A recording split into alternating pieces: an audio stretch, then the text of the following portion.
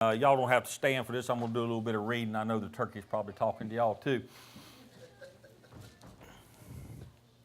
We're going to start up there in verse 1.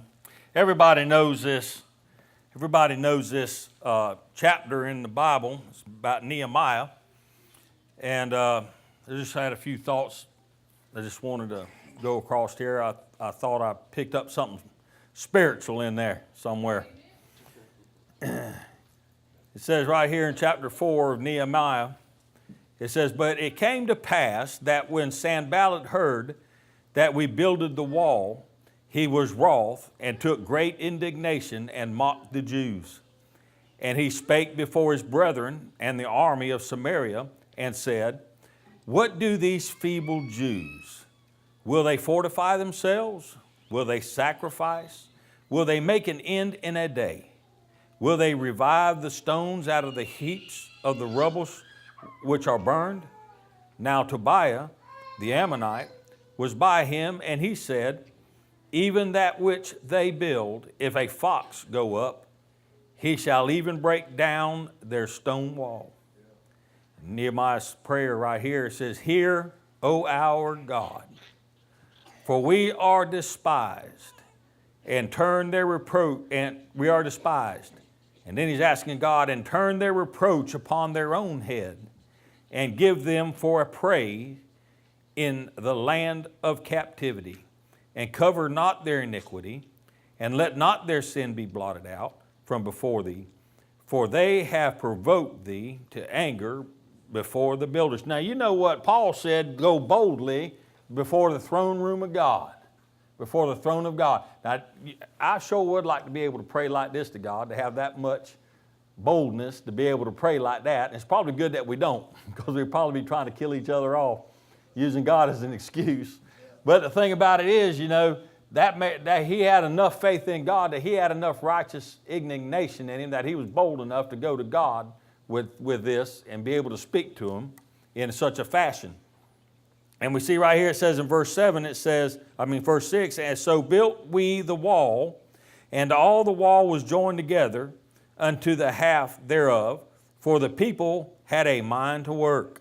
But it came to pass that when Sanballat and Tobiah and the Arabians and the Ammonites and the Ashdodites heard that the walls of Jerusalem were made up, and that the breaches began to be stopped, then they were very wroth, and conspired all of them together to come to fight against Jerusalem and to hinder it. Nevertheless," and this is where I want to take my verse today, "Nevertheless, we made our prayer unto God and set a watch against them day and night because of them." Right here we see that in there we got some types and shadows in here. We look at Sanballat as being a picture of Satan.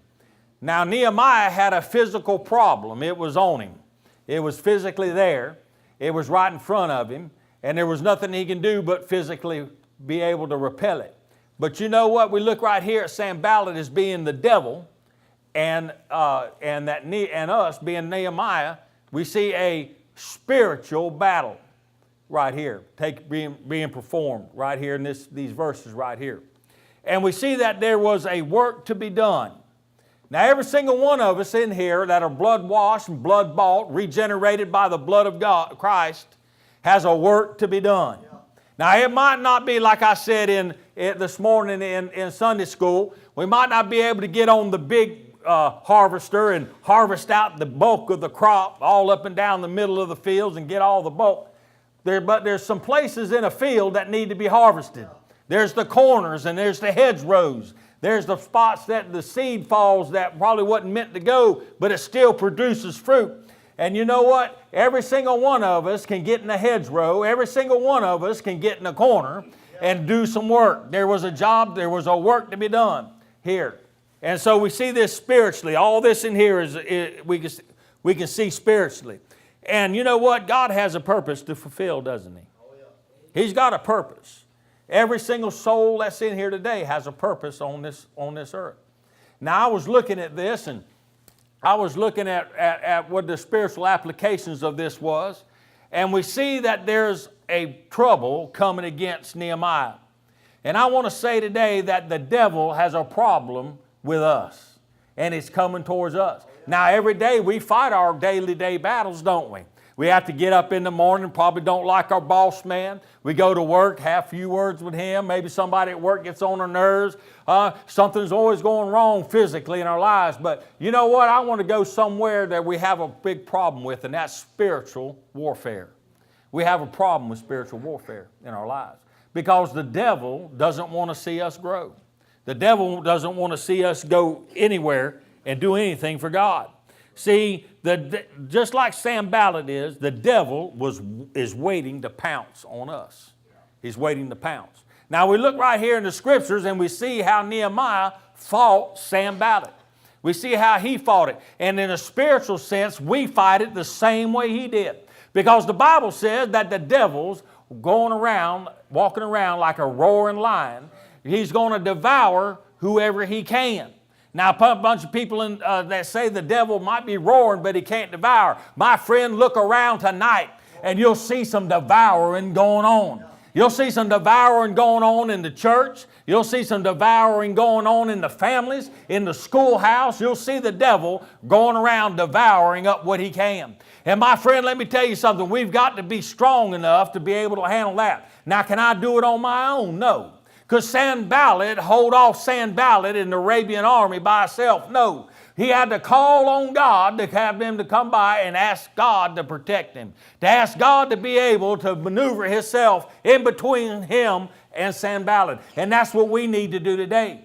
We get up in the morning and our minds are already clogged up with the daily activities that we have. We get out of bed and we're thinking about what's on the news. We get up out of bed and we're thinking about how am I going to be able to handle this problem here at work. But what we need to do is get up out of bed and say, how am I going to handle the devil today? And go ahead and get on my knees and try to hook up with heaven somehow and get the power of God on me that I might be able to go out there and I might be able to do something for God, that I might be able to raise my family, that I might be able to be a witness, that I might be able to hold my tongue and show that I'm a Christian. Amen. And we see right here that Sanballat is just like the devil. He's just waiting to destroy God's people. And he's done a pretty good job at it so far. You say, well, I don't see how that's happening. Look at the election we just had. We didn't elect no Christian to go in. I voted for the man. I voted because he was the best we had. But let me tell you something. If that's all we can dig up to run for president, my friend, this country's in trouble. When a pastor would get up there and say, this man's from God, he's divine and from God, and he's nothing but a reprobate, we got problems. Now, God help us. He's the best man for the job, in my opinion. I'm going to go along with him. But my friend, you can see where this nation is gone. You see where we've got ourselves into. And so, my friend, he's out there ready to pounce. You see, he seeks those to devour. Now, my friend, you might think that you're immune to the devil. You think that your household and your family is immune to the devil. But my friend, you're not. You're not immune to any attack from Satan.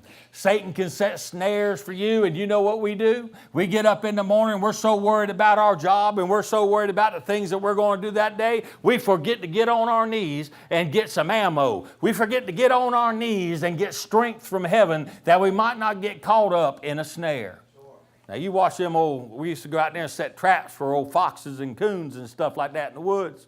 And they'll just happy-go-lucky coming down that trail, and all of a sudden they get in there and it snaps up.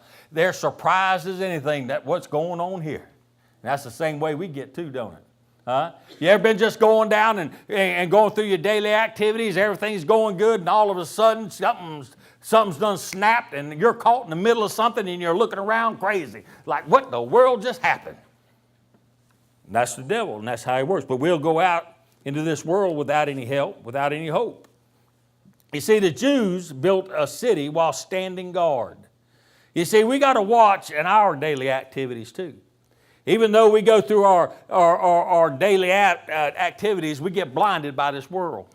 We get blinded by the things that this world puts out there, and it's like a temptation to us. And all of a sudden, our eyes get off of what? What we're supposed to be doing. We're supposed to be watching. You see, we watch what? We watch our eyes and see where they go. We watch our tongue to see what it says. We watch our ears to see what they hear. You see, we need to watch our whole faculty.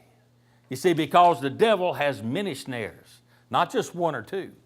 And so we see right here that we get blinded by this world, and then we fall into its trap. Because why? We're not watching. Everything, if you ever looked, every problem that we ever go through, every spiritual trouble that we ever get involved in our lives is brought on because we don't watch. We don't see it coming.